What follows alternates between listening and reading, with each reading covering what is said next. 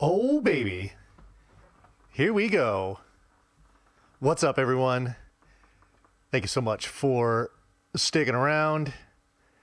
We are wrapping up. We're going to wrap up Wednesday in style. Let's do this. Yo, let's go. Thanks for sticking around, everyone. My name is Vonnie Vaughn. I'm going to be running two games for you back to back here. The first here is going to be StarTropics, the any percent category. It's really the only category we got here. And yeah, we're going to go ahead and get started. Well, actually, it starts when you get control. I don't have the negative on the timer, so we'll just go ahead. Actually, no, we got to do the NES file, right? Yeah. Here we go. Yo, thanks for the good luck, everyone. There we go. All right. So for those not familiar with StarTropics, it centers around our character here, our main character here. His name is Mike Jones. Who? Mike Jones. Who? Mike Jones! So Mike is an ace pitcher, and he's come to the island of Corocolo to visit his Uncle Steve. But he is about to find out from the village chief that his Uncle Steve has been abducted, and we need to figure out what's going on with him. So in order to do so, we got to fight through all of the monsters that are appearing here, and we're going to use this yo-yo to do it. And it's going to be a lot of fun. So one of the themes in villages like this is in order to progress or, you know, get to the other side of the village, whatever, you need to talk to a certain number of villagers before this guard that I'm about to talk to here will say, oh, hey, you're good, and step aside and allow you to progress. So this is hopefully the only time we see her. The other times that you see her is if you game over. That won't be happening here, right? Right. All right, here we go. So into the actual dungeon parts of this game. There's a lot of tech to talk about, but first I want to make sure I do this right. Oh, okay, that's good enough. Okay, fine. All right, so the movement in this game is very interesting because Mike moves very much on a tiled grid. There is no diagonal movement, and there is no, like, in between. You can't walk on, like, half tiles or anything like that. So it does give this game a certain amount of rigidity to the movement, but it also really it also gives it a level of depth as far as the speedrun tech goes. Another thing that's really interesting about this game, and it's something you can do throughout, is you can buffer literally all of your inputs. So I almost considered putting my my Retro Spy up here so you could see what's going on, but so for each of these tiles that I'm jumping on, you press A to jump. Immediately, as I'm in the air, before I get onto the tile, I am holding down, I'm letting go and holding down A again, so that the A input will register immediately after I land, such that all of these inputs are done consistently. Oh god. Oh crap. Okay, that's fine. Alright, so big scary snake boss here. We're just gonna go ahead, take a little damage, walk on his body through iframes, and he's dead.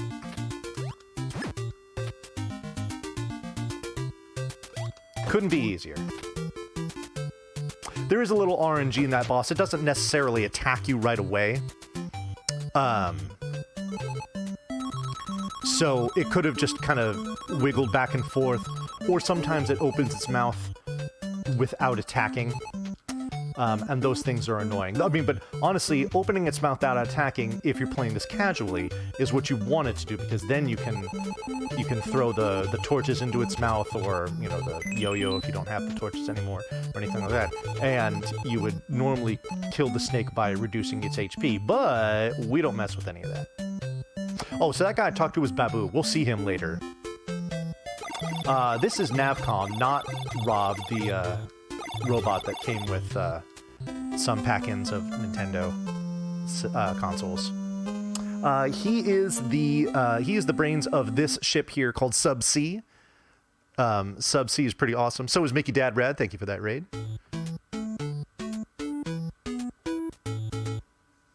There's going to be some overworld sections where we're using the sub. We get to meet the best characters in the game, the dolphins.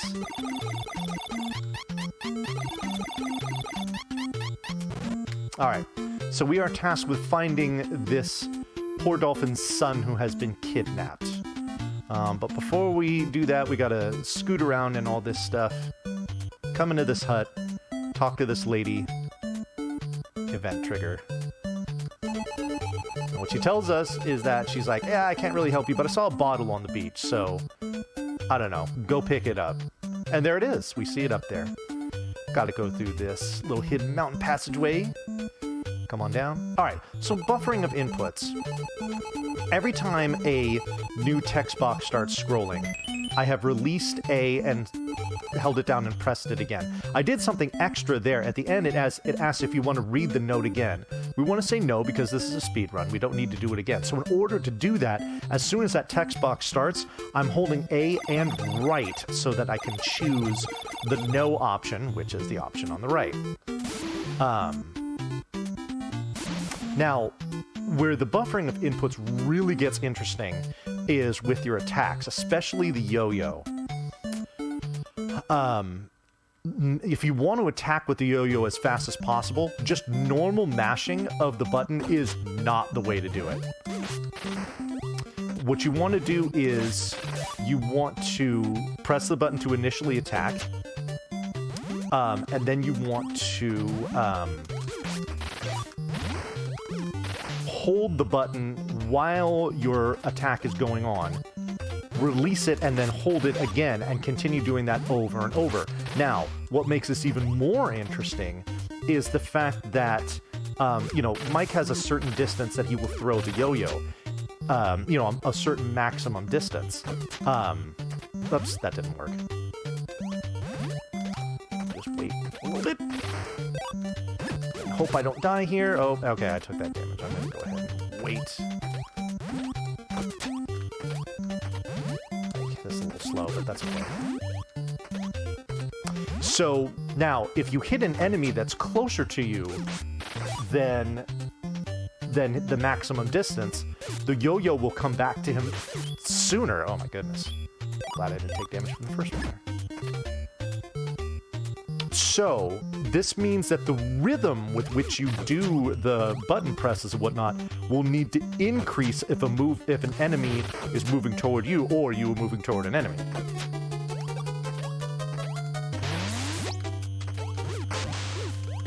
Oh, there we go. Okay, good. Ow, what am I doing? Yo, Mickey! With the 5 gift subs, man. Thank you. Oh, thank you very much. Let's get some retro wins in chat from my boy Mickey. Ricky Mad Dad. Awesome. You know him. You love him. I do. Mickey Dad Rat. That's the one.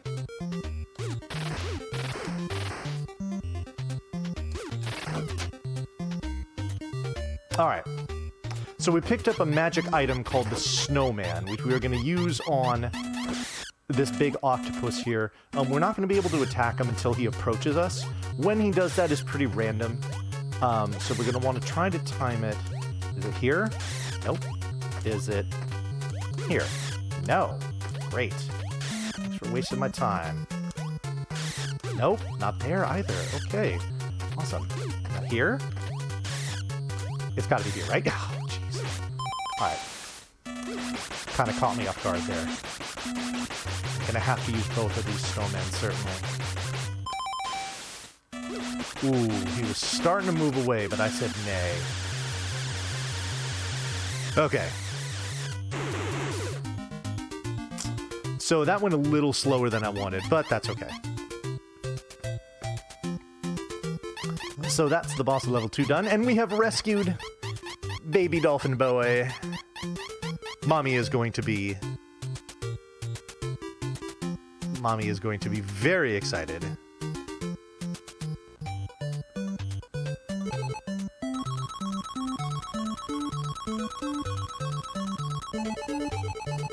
Look at the little baby dolphin just bopping out there. I love that animation. He's like bopping along. Heck yeah. Here comes mommy.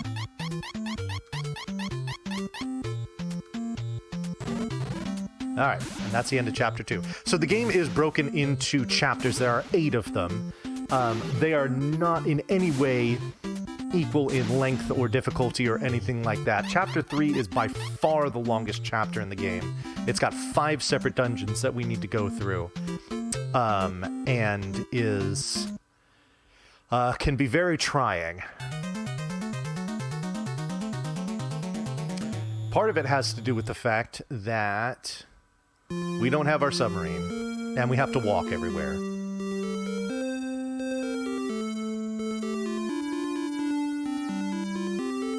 Mickey Dad.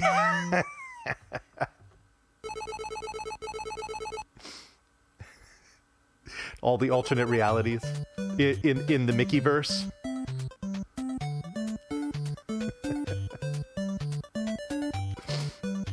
Alright. So, this first dungeon of Chapter 3 is notorious for enemies that fortunately you only see in here. They are the flying monkeys. They are very random and can be really problematic. But hopefully they'll be nice to me today. I'm not going to see them yet.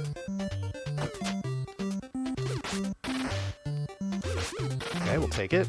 Now they're coming up in these next 2 rooms. Okay, monkeys. What do you got for me?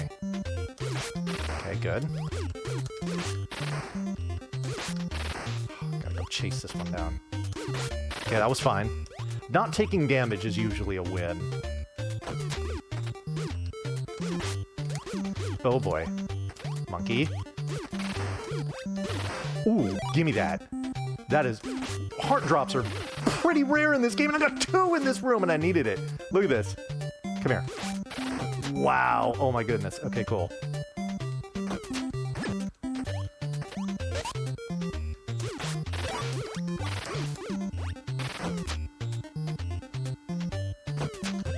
You know, we got that extra heart, but we're gonna get a little extra just for some safety.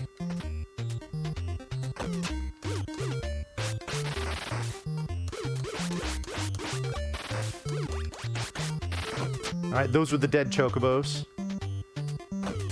We disposed of them pretty properly. That room cooperated, which is nice. Sometimes it doesn't.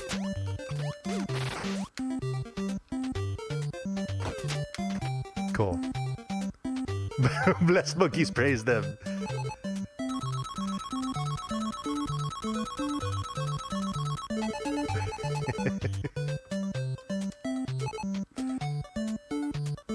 Alrighty. So now we have another one of these villages here where we got to talk to a certain number of people before the guard will allow us to pass through and progress the game.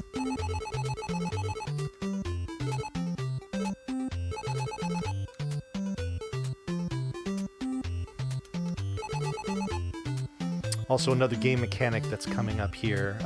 Not yet. I have to talk to this NPC first. It is this one here.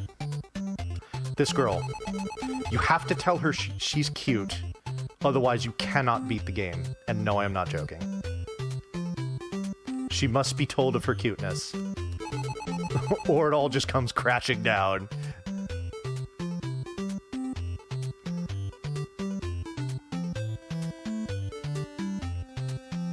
Alright. We have talked to enough people, he steps aside. So now we talk to the village chief here of Miracola, and what's happened with him is that his daughter has fallen under a spell that has caused her to... she's in eternal slumber. And he says there's a scroll high on a mountain that apparently has a magic spell that will reverse the curse. If you retrieve this scroll and cast the spell and cause my daughter to wake up, I will fix your submarine and allow you to proceed. So that is now our mission. Get the scroll. But before we do that, there's actually another guard that we have to contend with here. Not this one. He's easy. We have to listen to Bananette snore. Bananette is the daughter. Once we have heard her snoring, then it really sinks in the gravity of the situation. She is, like, really asleep. And the guard needs to make sure that you just have that proper perspective. And then he wishes you luck. We're gonna need it, because these next two dungeons can be very problematic. Alright, we'll just take the damage here. Alright, let's see if I do this room right. No, I don't. Okay. Wow, that was... the second one was very close. Okay. Ay, ay, ay.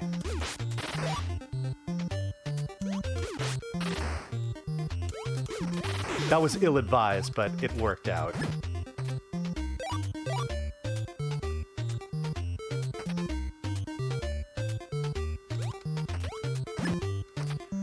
Conserving health is pretty important because the dungeon after this one can be very trolly.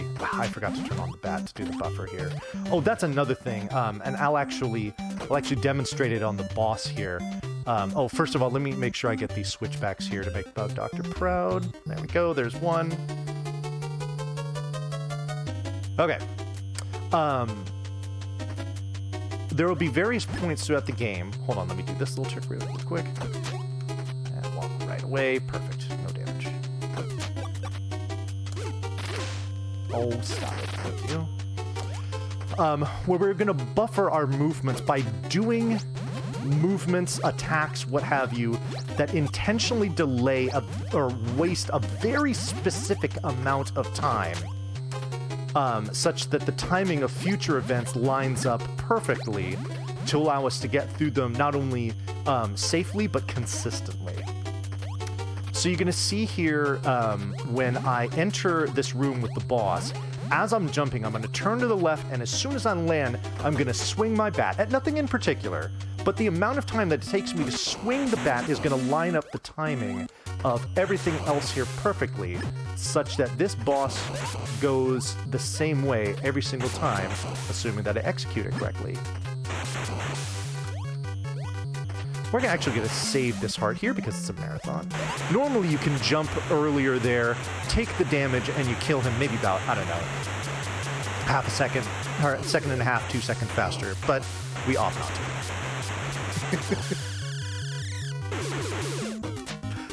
Alright. Now, can I get the second switchback? That's the easy one. Do we get it? Oh, dang it. I went too early. I'm sorry, Bug. I will hand in my resignation letter in the morning.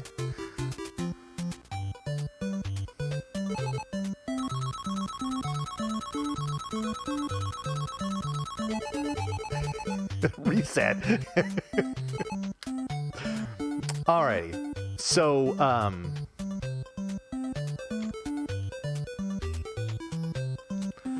coming up next is the graveyard. This is the longest dungeon of Chapter 3, and it's certainly the most complicated. So, having the extra health... I'm going into this with, I believe, 5 health. That is a really nice amount, and I should be just fine with that. Alright. Here we get the bone dogs. I don't trust you at all. I normally jump across there to get up there sooner, but I knew they were going to stack up and do stuff like that. Okay, well, good thing I had the extra health. Okay, speaking of stacking up, there's 2 in this room, and I hope they don't charge me at the same time. Good. Perfect. Alright, so, there are invisible ghosts in various rooms throughout this dungeon. They are all in the same place, and they all move in the same pattern. You're going to see me in a room coming up here do what I like to call the ghost dance, where I move in kind of a funky way that if you didn't know there were invisible ghosts that I was dodging, it would look very bizarre what I'm doing. But trust me, it's all planned. All right, here comes the ghost dance. We're going to go hit it, jump on this, do another empty jump right here, turn here, come up, hit this, turn here, and walk down and take no damage. Perfect. That's the ghost dance.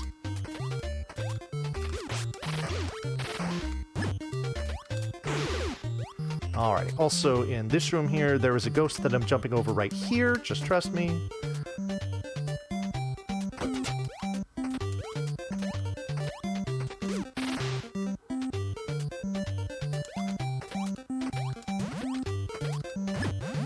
Now, for those of you that know me well as far as my speedrunning exploits or saw what I did on Sunday when I ran Newtopia, you know that I run games, as well as its sequel, that I run games that have rooms where I'm, oh damn it, where I'm navigating in the dark.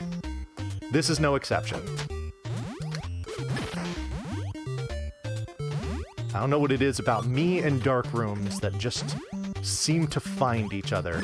But now, I did a buffer coming into the room where I threw my yo-yo and it lined up. There are two sinking blocks there at the very end of that room that are on a consistent timer that by buffering that yo-yo attack means that I line it up such that I always go through there consistently. All right, scary room, skull boss, or skull background, we just jump out of there and go away.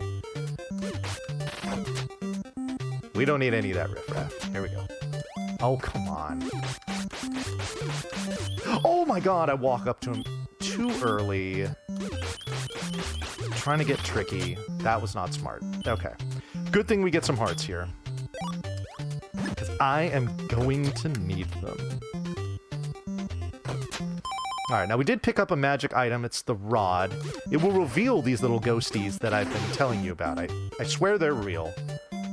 And we need to do it in these rooms because we can't progress unless we kill them. And when they're invisible, you can't do damage to them.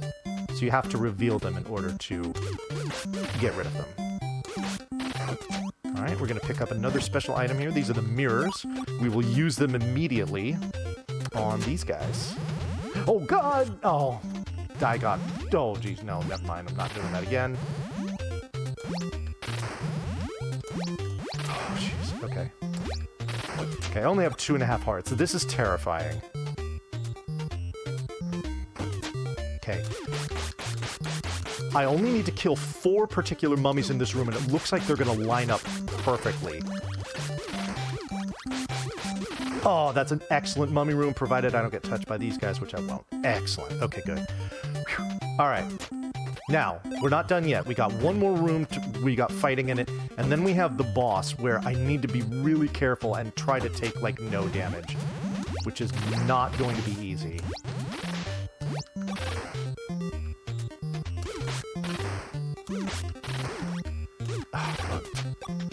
Okay.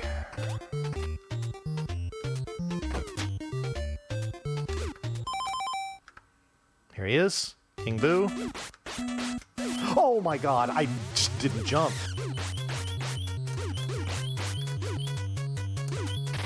Damn it. Alright, well. We're gonna have to take a swim. Shame, assuming I don't die here. Oh boy.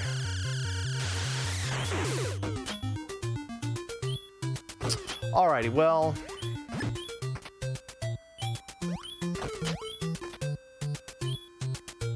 That's okay.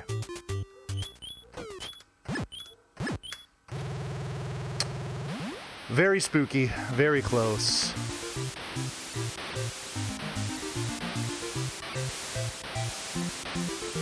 Everything is fine. We're good. Don't worry about it. But yeah, that Bug Doctor's absolutely right. This is just a taste of what Chapter 3 can be like.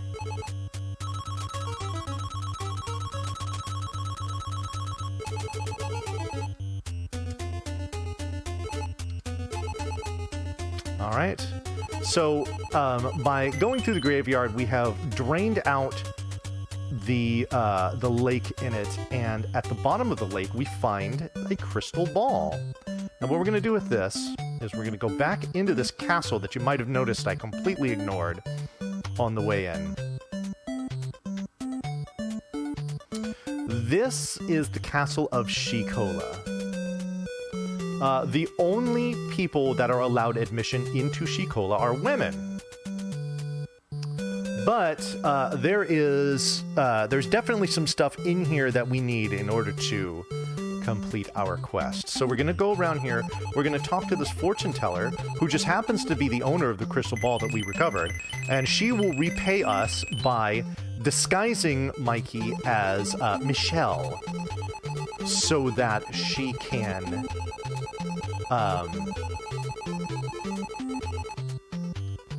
Michelle can now be granted entrance to Shikola. And we're gonna go in here and we're gonna talk to their chief, the Queen of Shikola. She's gonna be very impressed by our exploits at the graveyard, and as such is going to reward us very, very handsomely with an upgrade to our weapon. We now have the shooting star.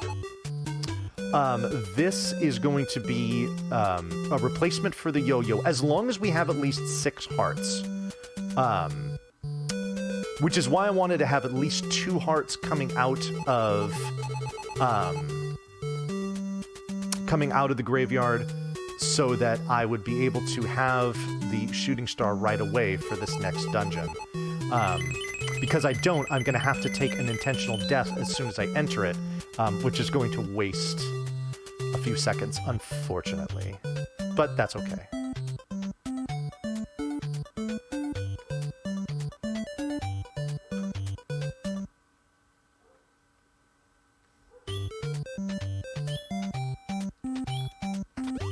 Alright, we're going to take a swim. Now, when we recover, we're going to have 3 hearts instead of just the half heart that I used to have. 1, 2, 3, 4, 5, 6, 7, 8, 9, 10.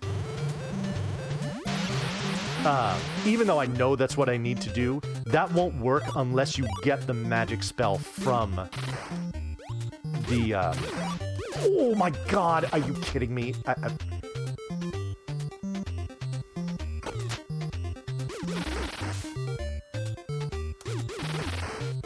Somebody give me a heart, please. Give me another star, maybe?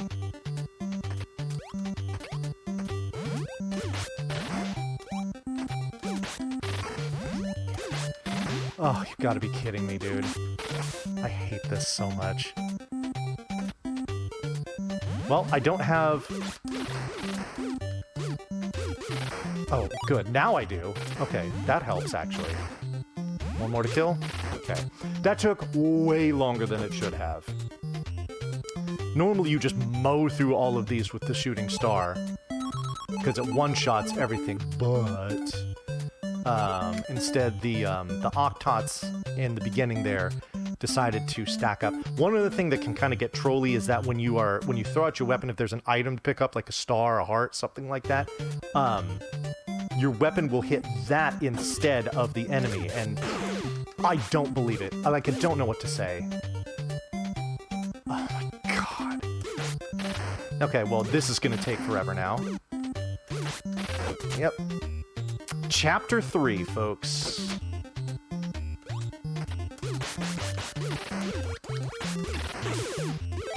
For those wondering what the stars do, when you collect 5 of them, it refills one of your hearts of health.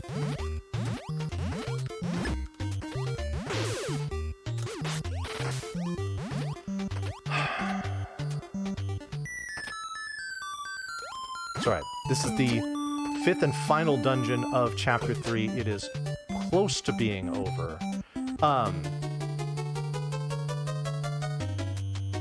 This next room can be problematic, especially with only the shooting star. If I needed to defend myself for anything. God, I almost sank there. Oh my god, I jumped on the wrong thing. Okay, cool. I don't know what I'm doing. Yeah, I'm probably gonna die, actually. Okay, neat.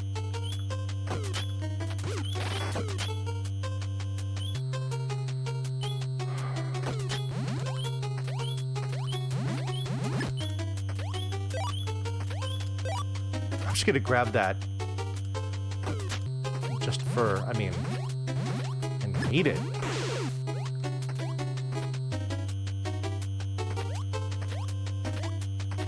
Okay, we gotta wait for these guys to come here. I gotta kill 2 of them. Come on. Okay. This room kind of sucks without the shooting star. I only need to kill the one that starts out in the middle. Okay, good. Alright. Should be fine from here. We got a couple of big enemies that we need to kill that take a lot of hits. They're going to take a lot more because I have chosen to take damage and make things more difficult on myself. Hopefully this guy's nice. We want to see him go down and then straight back up. Perfect. That means that we can just slide right by him. There's no fighting necessary there or extra dodging that you need to do or anything. Good.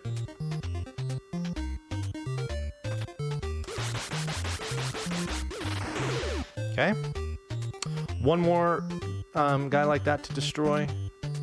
And then we're pretty much done with Chapter 3. That's just basically cutscene stuff after that. There we go. Alrighty.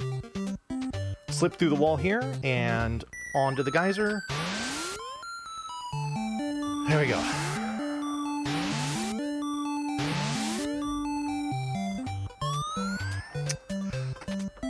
Oh, man. Well, that was sloppy, but we did it.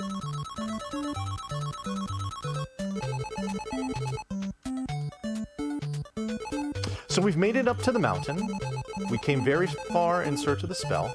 So we've got the scroll. And now it's time to run, run, hurry, hurry. Run, run, hurry, hurry. Run, run, hurry, hurry. Run, run, and then hurry, hurry.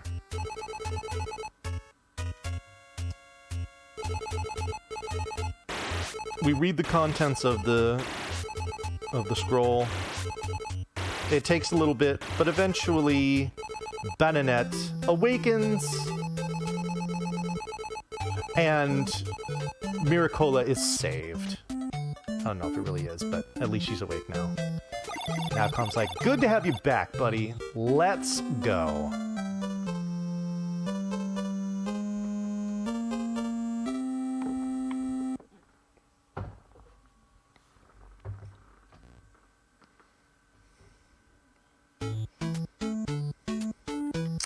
Alright, here we go into Chapter 4.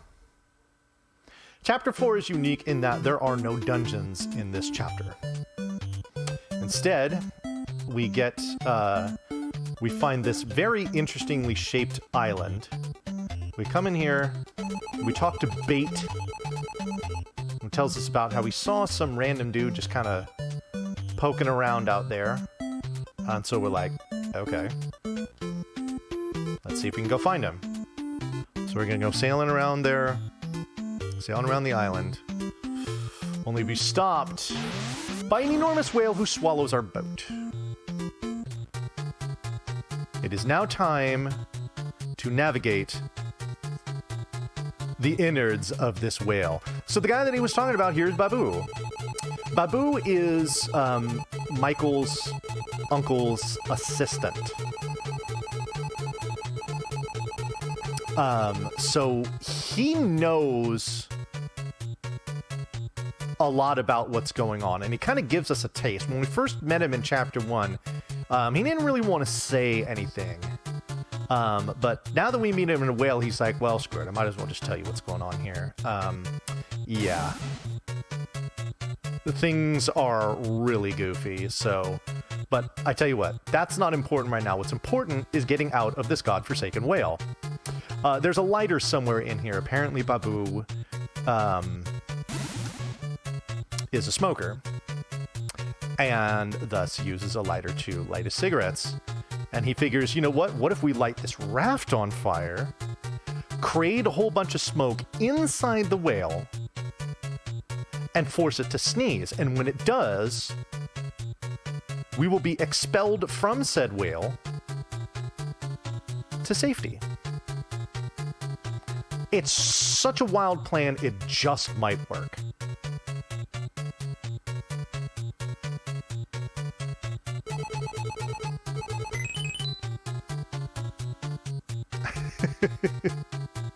Exactly, yeah. Babu had the deluxe raft.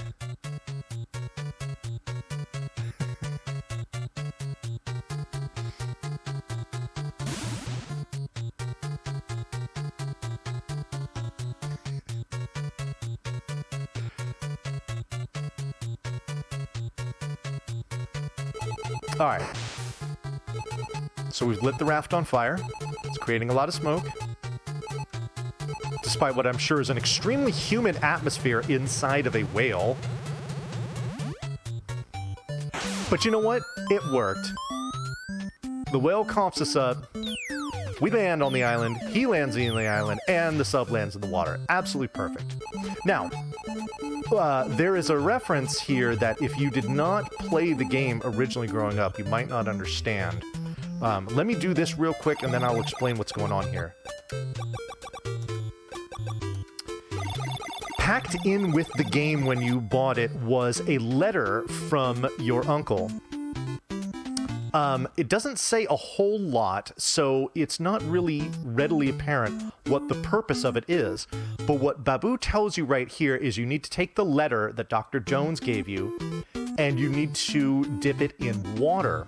What would happen if you took that letter from the box with the actual cartridge and got it lightly wet, a code would reveal itself, and that code is 747. You need to enter that code in order to, in order to progress and finish the chapter. But the purpose of the code in the game is to activate a tracking device that will reveal when you are close to Dr. Jones's location. And he talks about it when we get in the sub here. You'll see he says, now searching for Dr. J's location. If I pick up a signal, I'll alert you. Spoiler alert, there will be no alerts to Dr. J's location in this chapter. There will be plenty of them in Chapter 6. But what this chapter is all about is, it starts out with kind of a fetch quest kind of deal, where we go all the way to the eastern part of Bell Island here to talk to a master fisherman, and he gives us a worm. We'll use the worm in just a minute, but first we need to go in here to Bell Cola. And just like we did in Coral Cola and Miracola before, we need to talk to a certain number of villagers, and you see that guard right above me there. He is going to slide to the side and allow me to talk to the village chief. The village chief will kind of tell me what's going on here.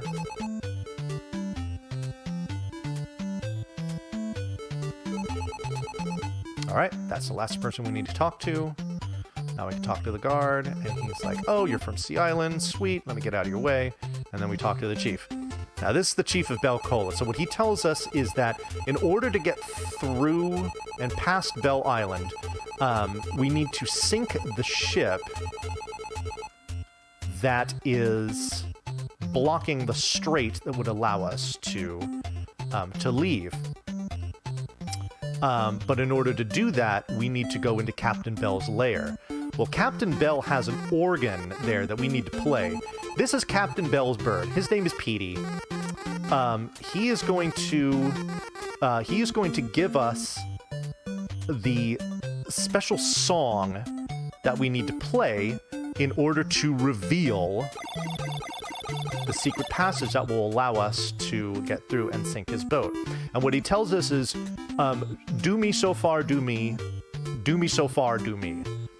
Now, what he's giving you is essentially the song in what's called solfege. which is, you know, do, re, mi, fa, sol, la, ti, do. Especially for those of you that are familiar with The Sound of Music, there's a very famous song about solfege in there. You know the one I'm talking about. And what those translate to are the notes in this order. It is C, E, G, F, C, E. Oh, whoops, I totally went the wrong way, because I'm a doofus. So here we go. So you see the keyboard here? We're going to go C, E, G, F, C, and E. And then you see that fire disappear, and now we can walk down the stairs.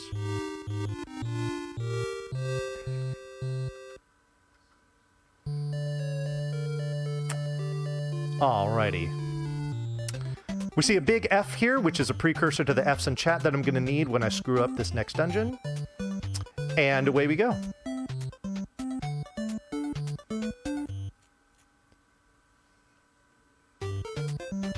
So Chapter 5's dungeon, there's only one, but it's a doozy.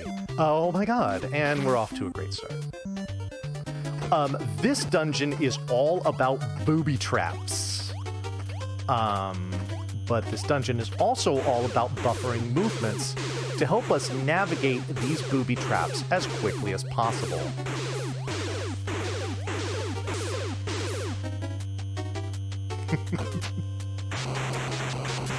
Very booby, Neon. We do a little looky there.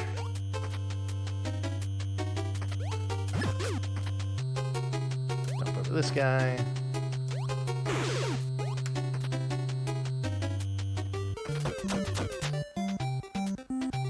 We only need to go in the door up here. There's a secret drop down here. Take the staircase on the bottom right. Oops.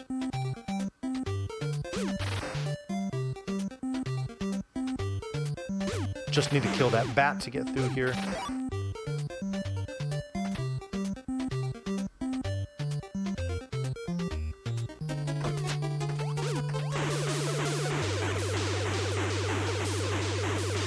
Alright, so I'm going to buffer my movements here with this bowling ball. Let's see if I do this right. Please do this right. Perfect. That bowling ball is instant death if you touch it. However, if you touch it with your weapon, you can get it to delay for a couple of seconds. Whoa, that was close. And that's how you get through the first bowling ball room. There are 3 of them. I just got trolled. Awesome.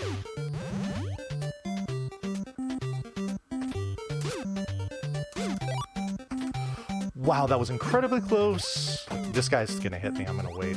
Okay. We do this one with a little swag. We kill this guy, kill this guy, wait for them to coil back, and then we go get him and just kill him. Perfect. And then we go boop, boop. There we go. Gonna turn the mirror on to do a little more buffering.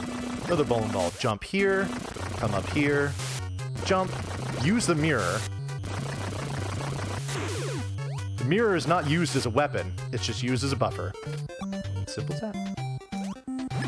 Just enough time wasted to get through there consistently and safely every time.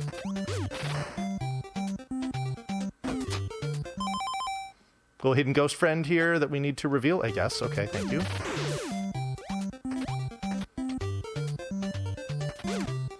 Take some intentional damage here to get through this quickly.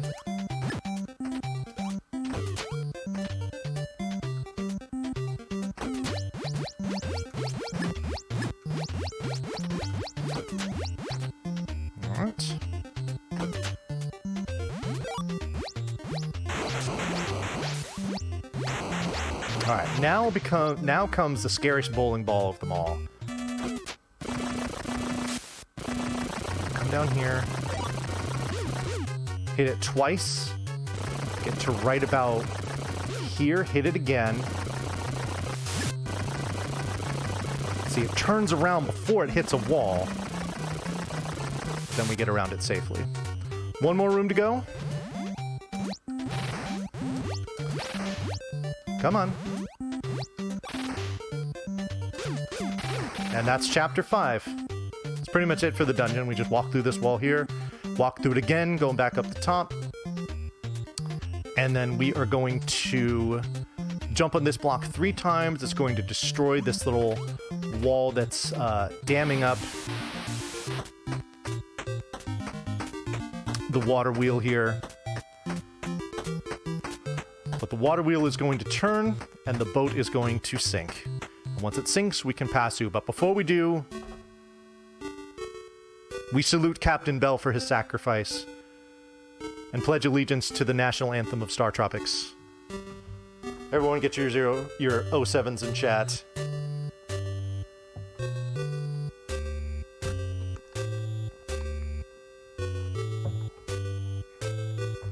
That was actually really good, chapter 5. Took a couple of little goofy damages that I didn't mean to, but other than that, that was pretty clean.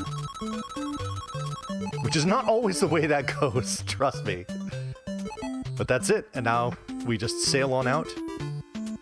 And go on through. Nice, Zero. And then we progress, and now we start chapter 6.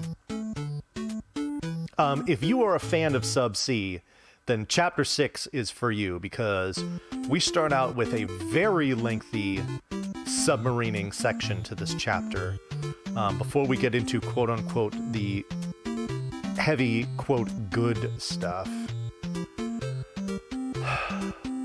Anyway, so we're gonna float around. This is an enormous maze with plenty of dead ends and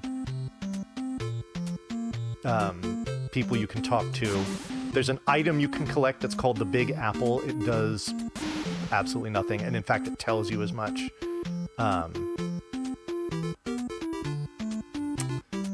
My man Bug Doctor ran this game for AGDQ 2021.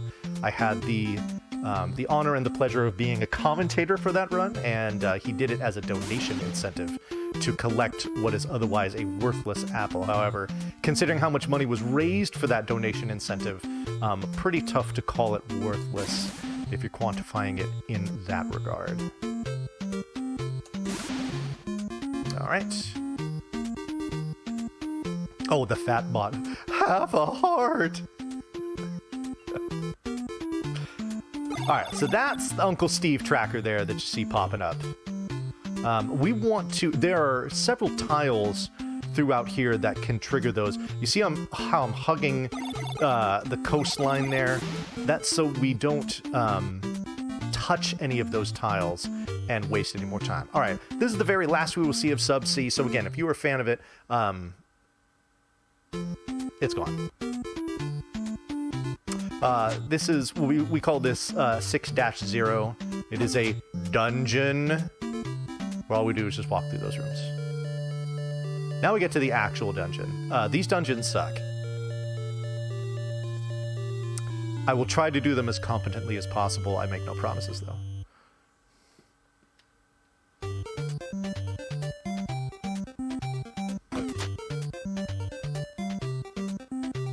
All right, this introduces an item. This is called the Anklet. It turns Mike orange and allows him to jump over gaps that are 2 tiles wide, as opposed to 1. Their effects only last for the room that you get them in, though.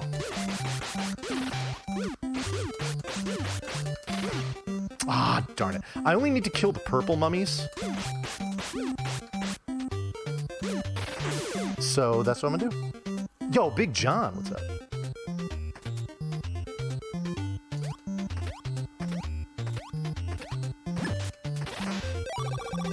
There we go, get the anklet here.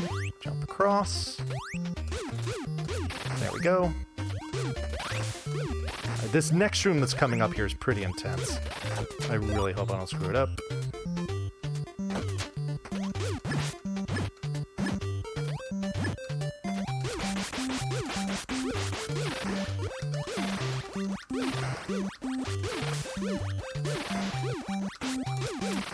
There we go. Perfect.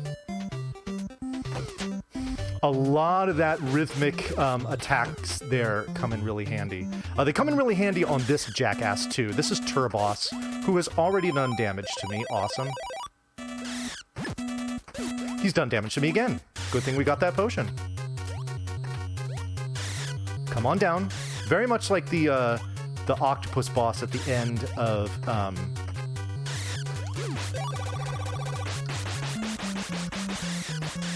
Oh, damn it. Unfortunately, we don't have a... One more hit was all I needed. We don't have a snowman like we did for the first boss, so he can waste a ton of time. That's a big RNG point. Yeah.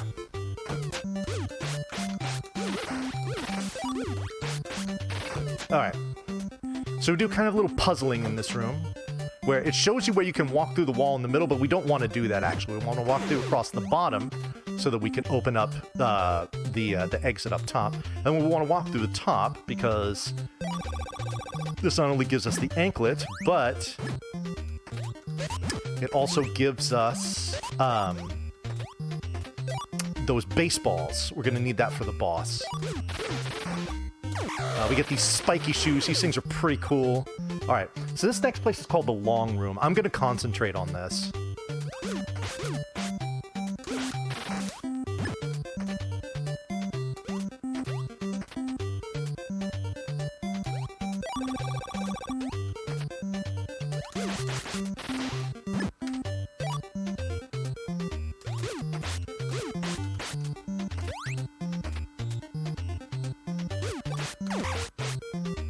Perfect long room. Oh god, that was beautiful.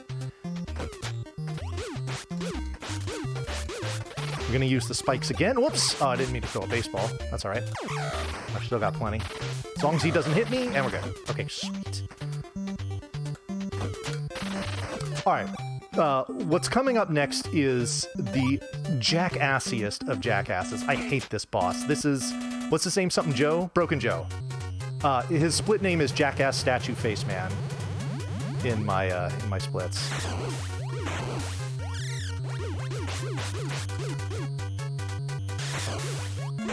Oh, he played super nice. Oh, wow. He played super nice there. We're leaving here with full health. That is extremely rare for me.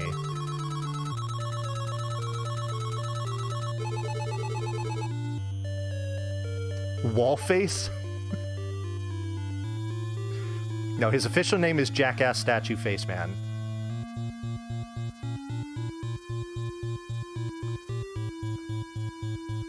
Alright, so that's 6-1 done.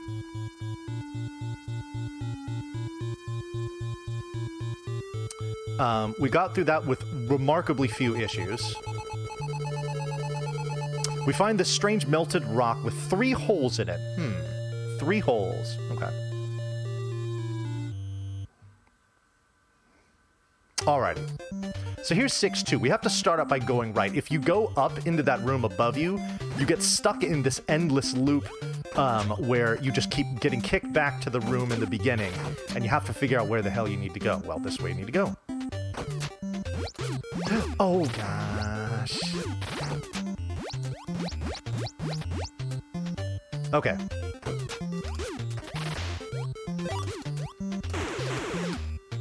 So this introduces these weapons. These are the pinwheels.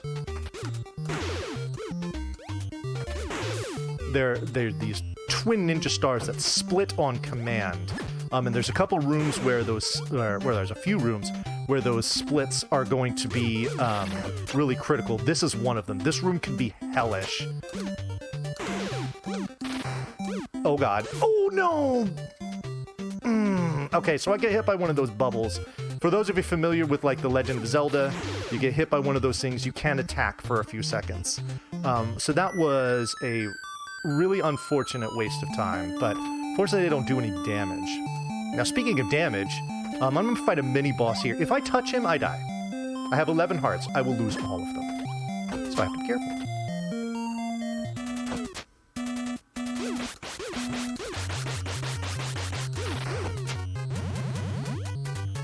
Cool. I didn't die.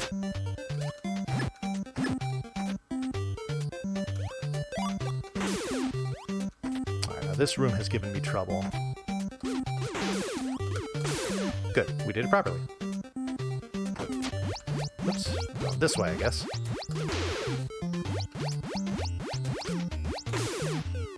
Alright. This is where splitting them is critical. Doing this with only 3 stars is considerable swag, but you have to get good RNG from the actual flies to allow you to do it. Perfect.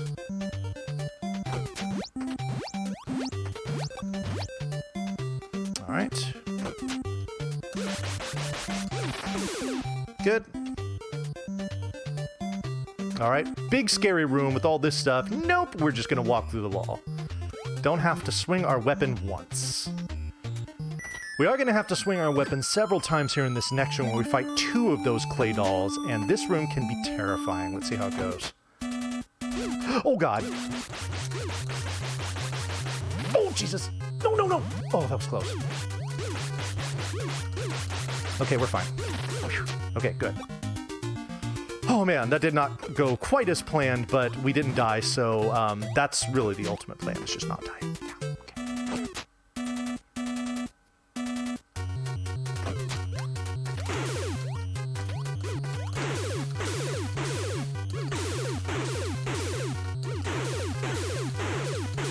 Pinwheels are very convenient for this boss. We just sit there, just throw it at the sides of their faces, and they're done.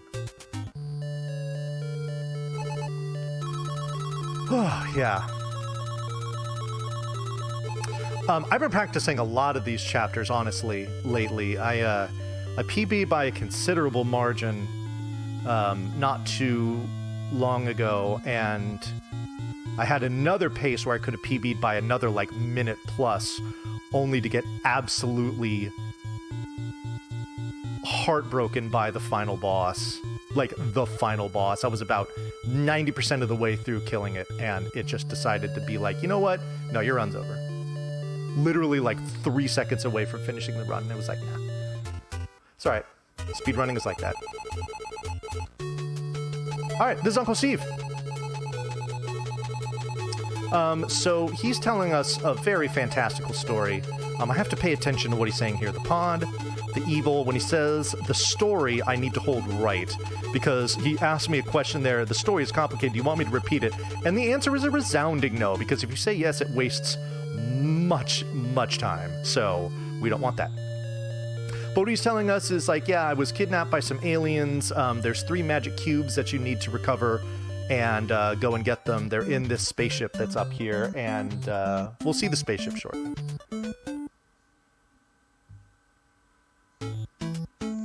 Can you buffer the no? Yes, just like I did in Chapter 2 when I said no to reading the note again in that bottle. Speaking of bottles, this is 7-1. This is where the difficulty curve becomes a straight vertical line. And we get introduced, well, first of all, to some hot jams, but also to some really, really unfair enemies and sections of the game. One of which is coming up shortly, which we refer to as the bottleneck. It is incredibly likely that I die here, because it happens to pretty much everyone. Okay, good. I didn't get trolled there. It's this next screen coming up here. I need to leave this screen with the shooting star. Otherwise, I'm toast. Okay, good. Okay, that's fine. That's not fine. Okay, because these things are probably gonna kill me. Yeah, just like that.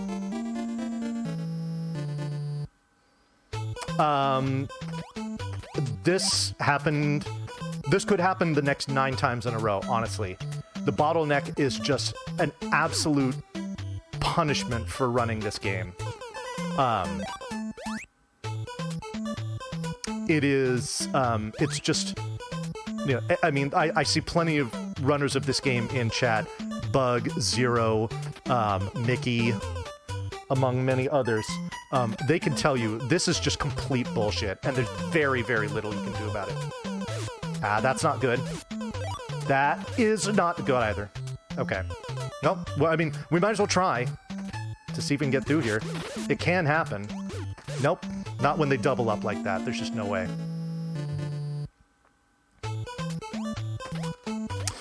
You know, Cooper, I see your comment there. I'll try it a couple more times. If it's just going to continue to troll me, then yes, I will go get the Vitamin X. Yeah, double stack. Which is fine if you're ordering from In-N-Out, not fine for StarTropics.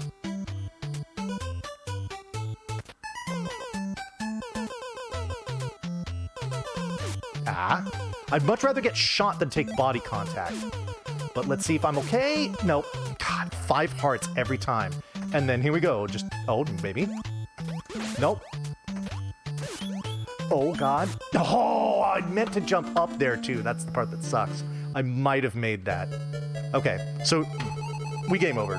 Fortunately, we start right back where I have been every time I died. So that in and of itself isn't an incredible time loss beyond, you know, the deaths themselves.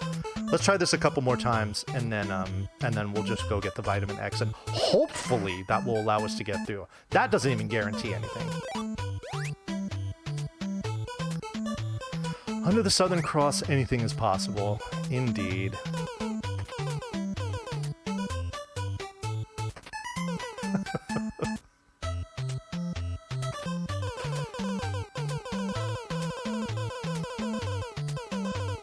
Okay, that's fine. No. Okay, that's fine. Don't hit me again. Double stack. Sweet.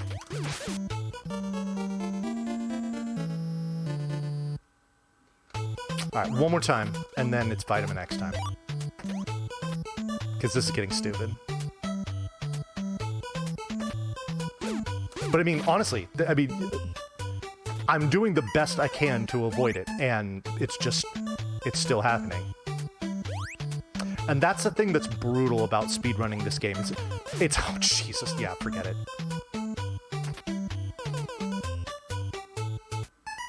Is that, of course, it comes after you're about, 85% into the run. Oh my god. Oh, I almost stopped. Damn it. Fuck me. Okay.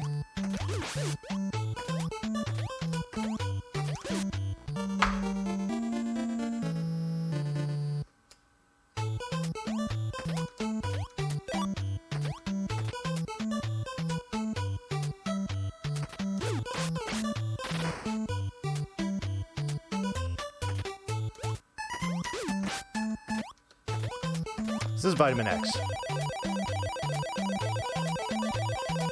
This will give me a full heal. I will gradually lose the health that goes beyond my maximum. It kind of gives me like a temporary overclock. So that I will lose. But that's honestly, that's not really what I'm worried about. Yes, we are doing space drugs.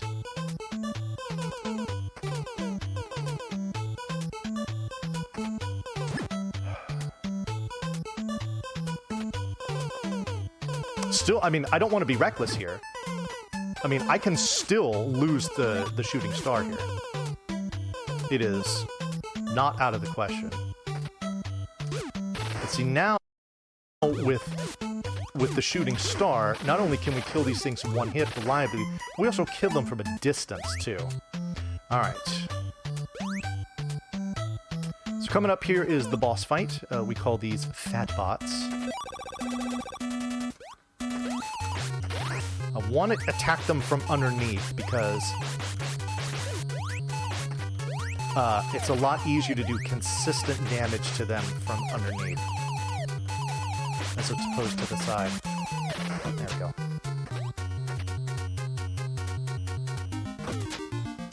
All right, that's 7-1. It's brutal. It's just absolutely brutal.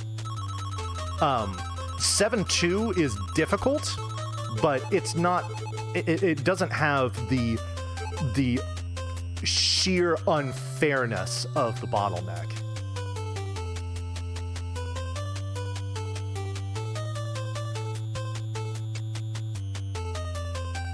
All right, so before we get into the next dungeon, we are going to collect a couple things. The first thing is one of those magic cubes we were talking about.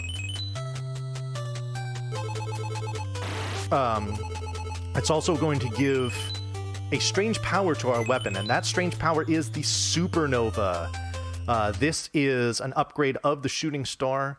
It does more damage, shoots all the way across the screen, and is super awesome, but can only be used if you have at least 11 hearts, which is essentially the top row of hearts. That's 11. So if that top row is full, you got the shooting star. Or you got the Supernova, excuse me. Now, it doesn't eliminate the shooting star. If you have between 6 and 11 hearts, you can use the shooting star. But at this point, that's not what we want. Oh my god, I seriously took damage from that. That's great. Okay, this guy can suck, but good. Nope, nope, not today. Okay.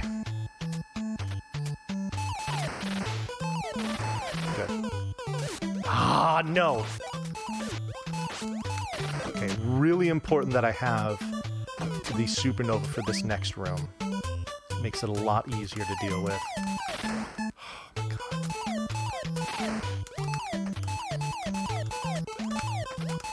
Are you serious? Thank you. Oh boy. Alright. We're gonna take some more space drugs.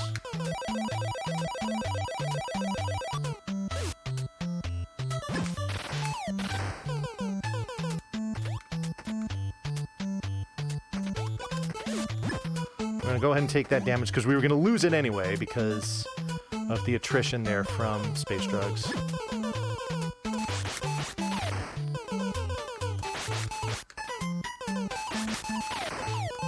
Good. Go through there, don't hit me. Thank you. Okay, good. Alrighty. Oh, really? Alright, so we got a single fat bot to fight here. It's a little different. Oops.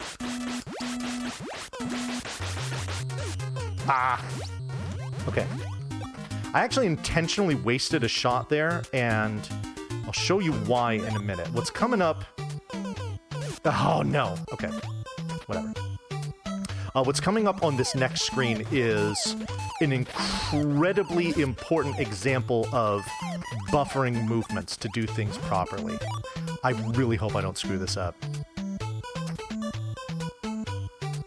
Perfect. All right.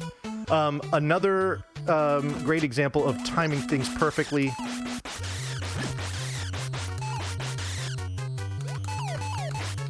All right, that is a perfect Ostroid fight. You hit it with 2 of the super ray gun shots. 3 supernovas before you jump on the button. 3 supernovas as you jump on the button. 2 regular ray gun shots on the button. 2 regular ray gun shots after you jump off the button. And then when you jump onto the trigger, you hit it with 3 more supernovas. And that does just the right amount of damage to push it all the way to the back and allow it to fall off of the edge, which is great. Now, in the room before it, where you saw those kind of red tiles sliding along the ground, the way that you normally deal with that is really slow. But what you can do is buffer your movements such that you're moving at the very frame that they're transitioning, and so your location and their location never end up lining up, which is why you saw me kind of look up and then turn to the right and then stop. And then as I was on that top row, I just fired my ray gun at nothing, because the amount of time that I delay by firing that ray gun is just enough to line it up so that I pass through the tiles the second time around.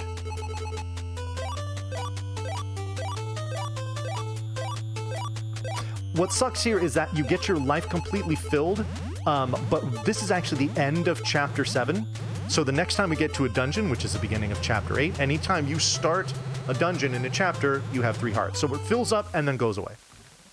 Now, if you've taken damage coming into here, you have to wait for that to fill up. You saw how slow that was. I had, what, 16 hearts? So it was the minimum amount of time to fill up. If you go in there with, say, like only 5 hearts of life, you're wasting, you know, double-digit seconds. So. All right. The final battle, Chapter 8. We are almost done.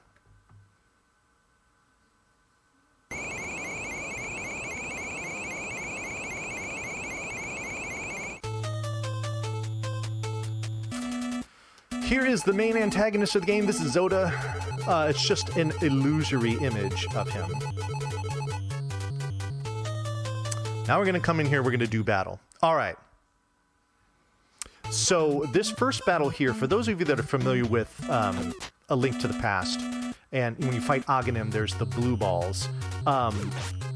We have an equivalent of that here in StarTropics, and we simply just call them hands. We do not want to see any hands. We want to see the face. We need to attack the face just once to get it enraged like this, and then it will go away. And we need to do this 4 times. That's the 3rd time. Okay, go away. Oh, no, that's a hand. Okay, hand is instant death. And hand we can't do anything about. All right, so just 1 hand. That's fine. You saw me walking downward right there in the middle of the room. It has been proven that that very much increases the likelihood that the face will appear. More space drugs. Only this time, because we actually have the capacity to hold all of those hearts, there is no attrition, which is nice. Ah, yeah. All right, I want this guy to pop out to the right. Hey. Gotta just kind of wait here for that to go back, otherwise we die. Okay, here comes the reactor. I'm gonna concentrate on this because this is kind of nerve-wracking.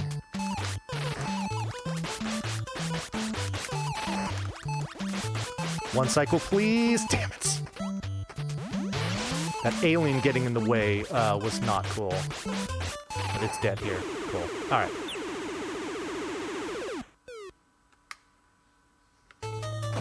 Alrighty. Reactor is done.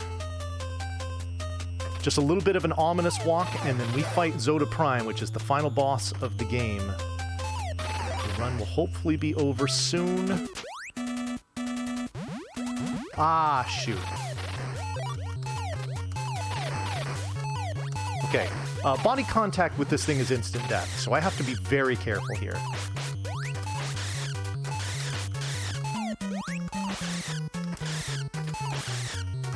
Nope. Nope. That was a big old nope.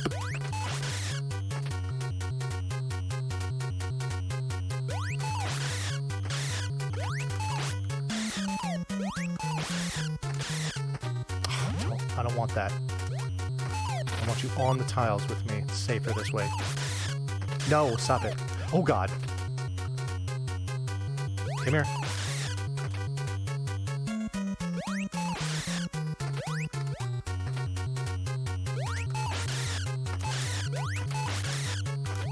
There it is. That's time. Once the alien vomits, that is time. Alrighty, so the reason why that's time right there, as opposed to all this other stuff that you would normally need to do to quote-unquote beat the game and get to the end of the credits, is because there is a way where you could beat that boss where none of this stuff happens. It's called the credits glitch, where it just immediately goes to the ending montage. There's no music, and you don't do any of this stuff here. I don't know how much of this... Actually, no, I know how much of this stuff we're going to do here. We're going to do enough to just give a shout out to the best character in this game one more time. So the spaceship is exploding, but first we need to grab this 3rd magic cube, like our Uncle Steve wanted us to, and we've got them all. I've got it, but at what cost? Talk too big?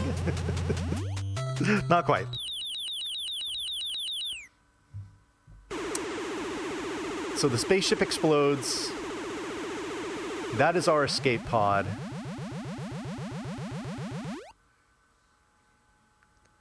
Into the ocean we go. And we're just like, okay, I gotta get out of here.